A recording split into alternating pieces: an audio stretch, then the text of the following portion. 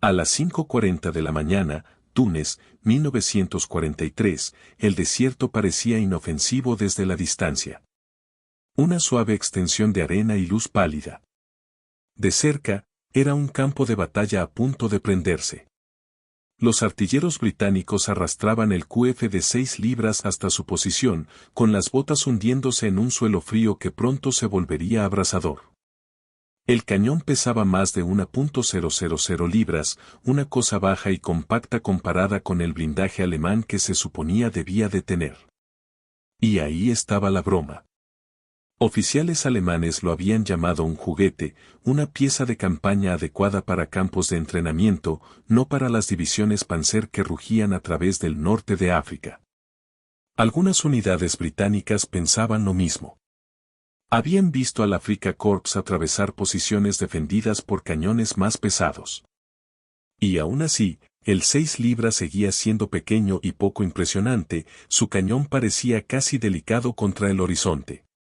Pero aquella mañana, lo que estaba en juego era distinto. El enemigo había ocultado más de 200 vehículos blindados a lo largo de 3 ejes de avance que la inteligencia había marcado con gruesos trazos de lápiz rojo. Si siquiera una de esas columnas atravesaba esta línea, la infantería aliada detrás de ellas, miles de hombres, quedaría expuesta en terreno abierto. La dotación del cañón lo sabía. También conocían los números reales del 6 libras, los que nunca aparecían en las burlas. A 500 yardas, podía perforar 3 pulgadas de acero endurecido. A 800 yardas, podía quebrar la placa frontal de un Panzer IV si el ángulo era el correcto.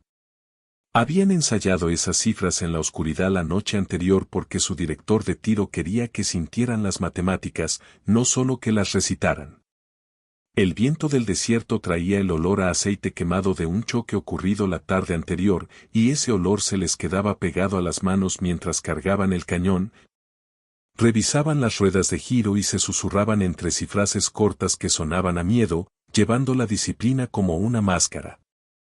A las 6:15, el sol rompió sobre la cresta y proyectó largas sombras a través del pozo del cañón. Los hombres empezaron a trabajar más rápido porque, una vez que salía el sol, el blindaje alemán solía seguirlo. Habían visto ese patrón durante semanas. Primero aparecía una pequeña fuerza de tanteo, quizá un pelotón de autos blindados, luego los tanques, después los cañones autopropulsados, y entonces todo se volvía negro bajo la nube de polvo.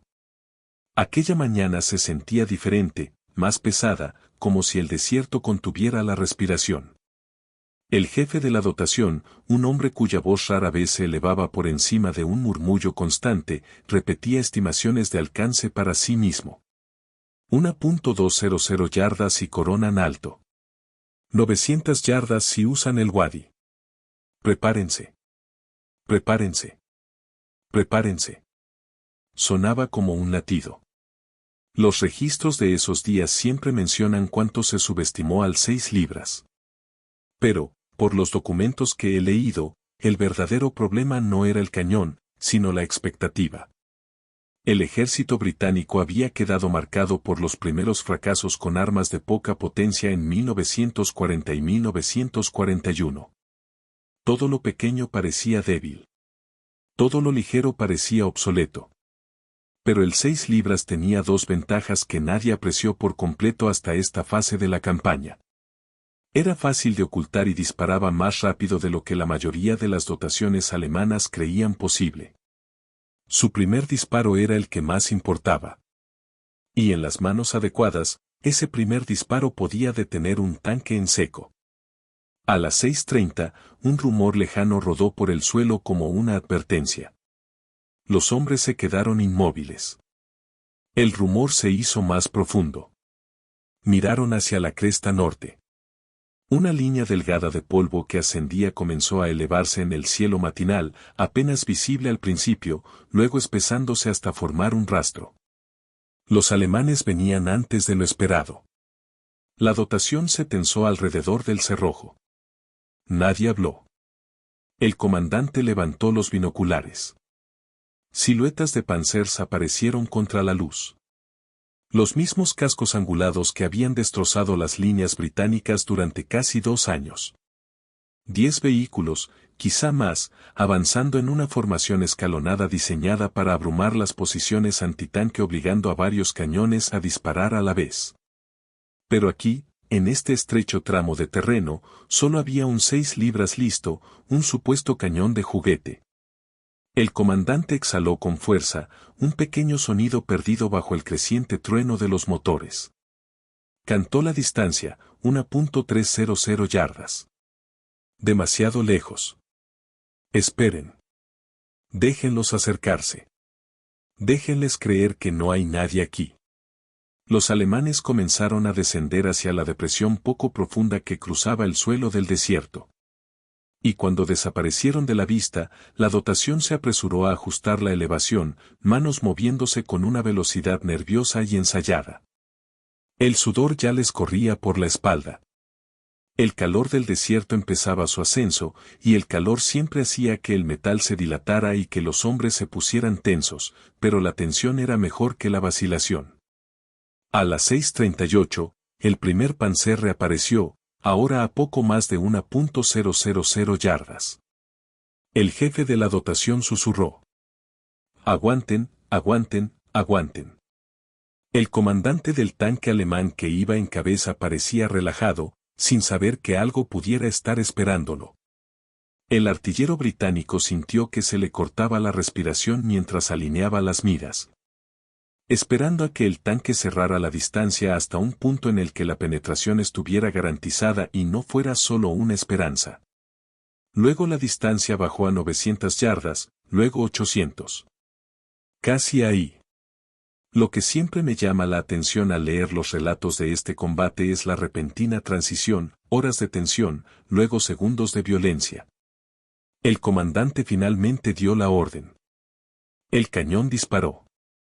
La explosión sacudió los guijarros sueltos y castañeteó los dientes. Y ese primer disparo, viajando más rápido de lo que los alemanes podían reaccionar, marcó el momento en que el arma de la que se burlaban dejó de ser una broma y comenzó a reescribir los campos de batalla del desierto.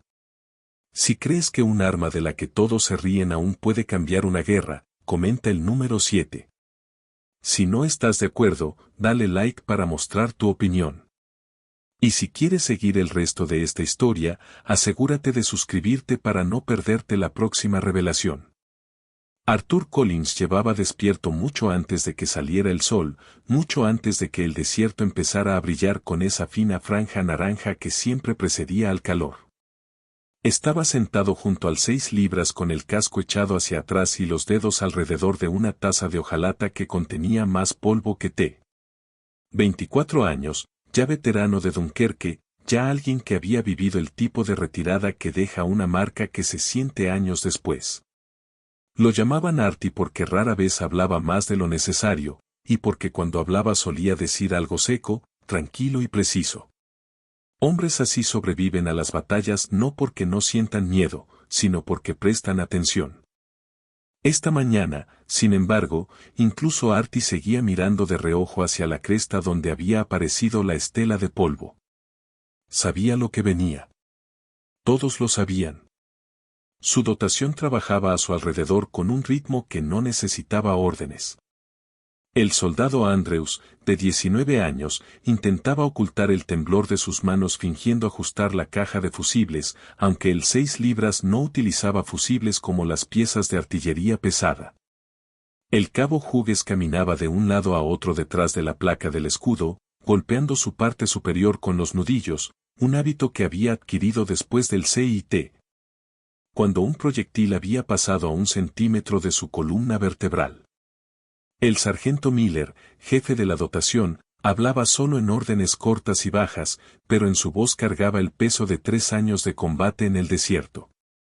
Ese pequeño círculo de hombres había empujado el 6 libras a través de barro, arena y campos de roca, lo había limpiado durante tormentas, había dormido junto a él, como otros hombres duermen junto a su familia. Estaban acostumbrados a ser ignorados por los oficiales de blindados que los llamaban la dotación del cañón de juguete, acostumbrados a las bromas de las unidades antitanque más pesadas. Acostumbrados a ver cómo los 17 libras, más grandes y ruidosos, se llevaban toda la admiración. Pero esta arma silenciosa era suya. Artie se inclinó hacia adelante y revisó la recámara por tercera vez. Sus manos se movían rápido, casi de forma compulsiva, limpiando el polvo de los bloques deslizantes, comprobando el extractor, retirando la arenilla del cilindro de retroceso. Nada de eso era necesario. El cañón ya estaba listo. Pero los hombres al borde de una batalla suelen repetir tareas pequeñas porque la repetición les da algo a lo que aferrarse. Su respiración se cortó por un instante y susurró la misma frase que murmuraba antes de cada combate desde Dunkerque. No falles el primer disparo. Un primer disparo certero significaba supervivencia. Un primer disparo errado significaba que los alemanes dispararían primero. Y nadie en esta dotación podía detener un proyectil de Panzer. En cartas que Artie escribió a casa meses después, hay una línea que siempre me llama la atención. Escribió: el cañón parece pequeño hasta que te paras detrás de él. Cuando los tanques vienen, entonces parece lo único que te separa del resto de tu vida. Esa frase dice más sobre la guerra en el desierto que cualquier manual técnico. Dice que el miedo no es ruidoso. El miedo es el aliento silencioso que un artillero contiene a 800 yardas. El miedo es la forma en que un hombre endereza la espalda cuando el comandante canta una nueva distancia. El miedo es como unas manos ya llenas de ampollas por el retroceso siguen moviéndose de todos modos.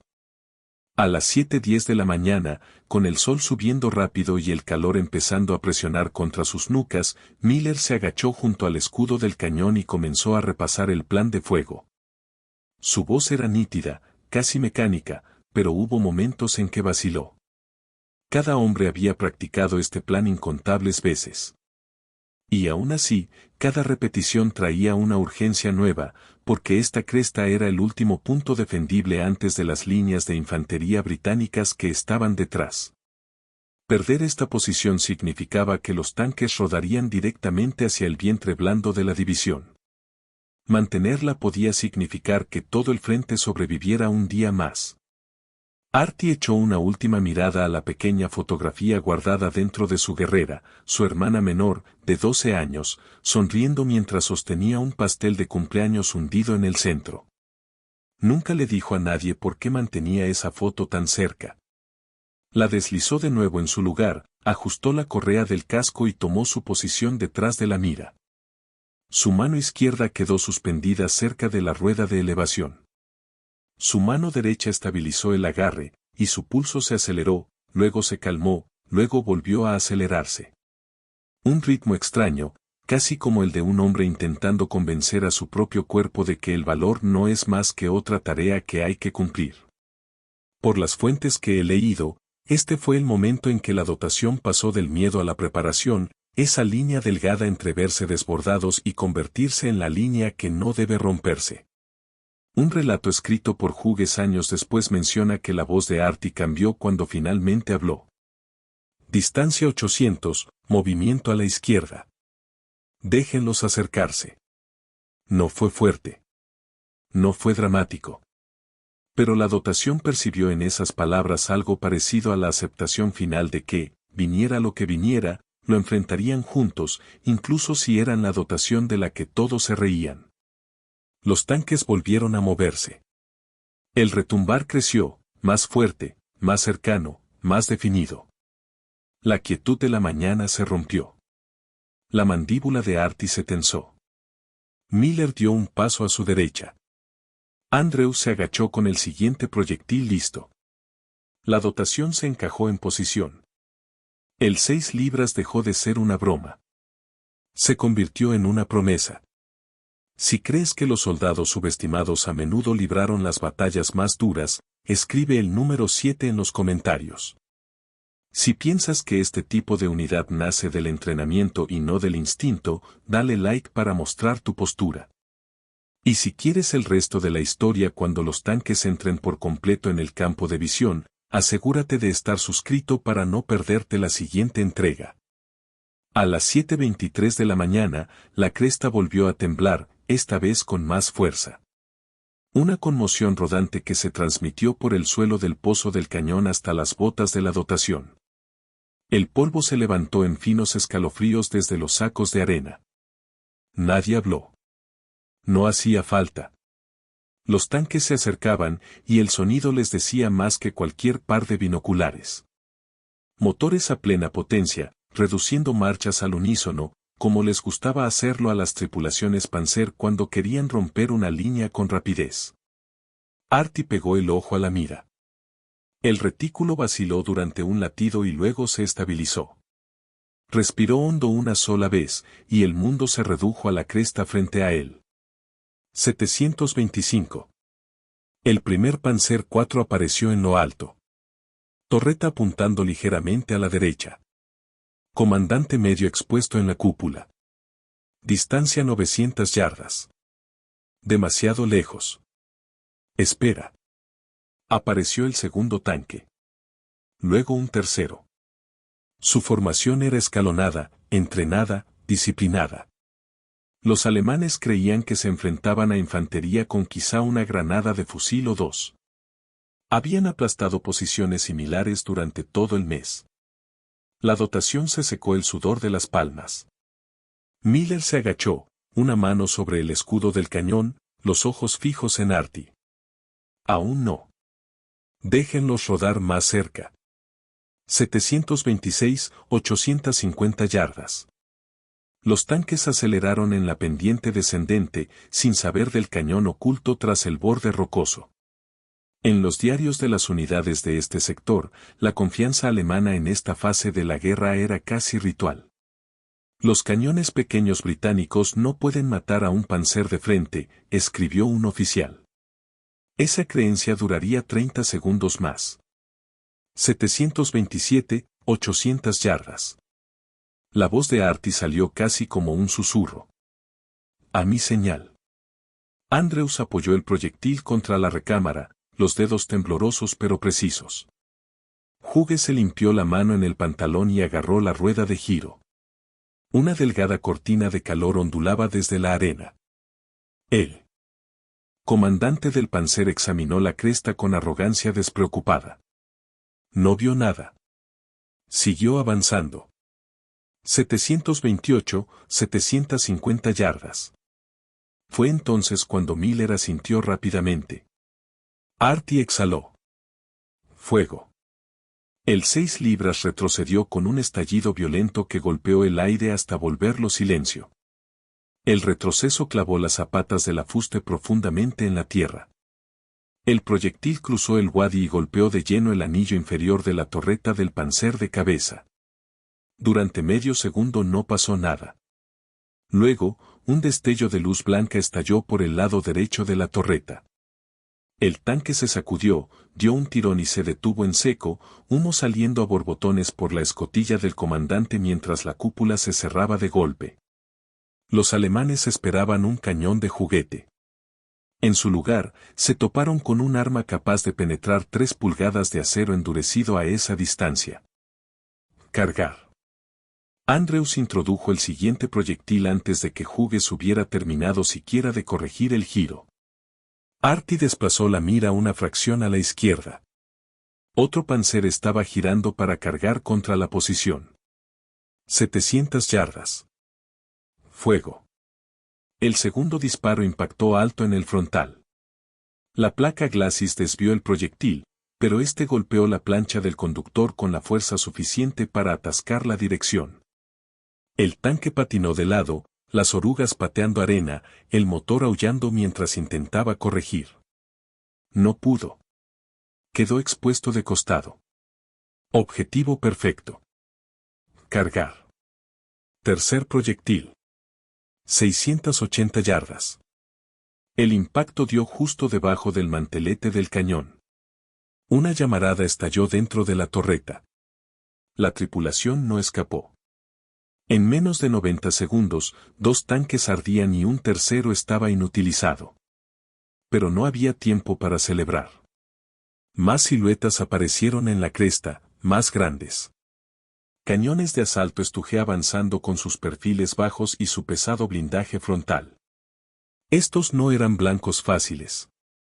Artie ajustó la elevación casi por instinto. 500 yardas, acercándose rápido. Contuvo la respiración y volvió a disparar. El proyectil golpeó el conjunto de la rueda de rodaje derecha del Estuje. Fragmentos de metal destrozaron la suspensión. El vehículo se hundió, dio un bandazo y perdió velocidad. Inmovilizar al corredor. Frenar la columna. El 6 libras no necesitaba destruirlo todo. Necesitaba crear caos. 7:30. Las ametralladoras alemanas abrieron fuego desde los tanques restantes, cosiendo la tierra alrededor del pozo del cañón. El aire se llenó de proyectiles silbantes. Hughes mantuvo la cabeza agachada, las manos trabajando sin pausa. Andrews cargaba como si el propio tiempo intentara adelantársele. Miller gritaba correcciones que apenas se oían entre el rugido de los motores y el fuego de las armas. Artie no apartó la vista de la mira ni una sola vez. Disparó un cuarto proyectil, luego un quinto. Cada disparo empujaba a los alemanes un centímetro más atrás. Cada disparo recortaba segundos al momento en que los tanques llegarían a distancia de punto en blanco. Cada disparo demostraba que el cañón del que todos se burlaban podía, en las manos adecuadas, destripar una columna blindada. Lo que más me impresiona al leer los relatos de archivo es la rapidez con la que se desarrollaron estos acontecimientos. Los analistas los escriben como secuencias limpias y ordenadas, pero la realidad fue un torbellino de calor, retroceso, polvo, distancias gritadas e instinto puro. El 6 libras disparó 18 proyectiles en 11 minutos aquella mañana. 6 tanques fueron destruidos o inutilizados. Una hazaña que los alemanes se negaron a creer al principio. La dotación no pensaba en números. No pensaba en heroísmo. Pensaba en sobrevivir los próximos 10 segundos. Si crees que las 3 primeras bajas fueron fruto de la habilidad y no de la suerte, comenta el número 7.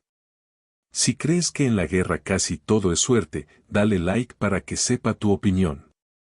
Y si quieres ver cómo esto se convierte en 48 horas de combate ininterrumpido, asegúrate de estar suscrito. Para las 8:10 de la mañana, el calor ya estaba subiendo de esa forma brutal del norte de África que hacía que el metal quemara al tocarlo y que el sudor ardiera en los ojos. Pero la dotación no tenía tiempo de sentir nada de eso. Ya estaban moviendo el cañón, porque no tenían alternativa. La columna Panzer que acababan de destrozar no era la única que avanzaba.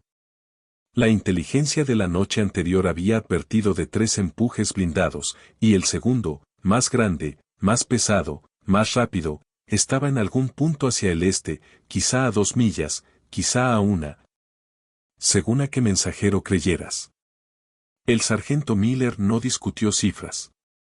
Simplemente gritó. Mover. Y eso fue suficiente. Arrastraron el 6 libras cuesta abajo, las botas clavándose en la arena, las manos ampollándose contra las asas del afuste.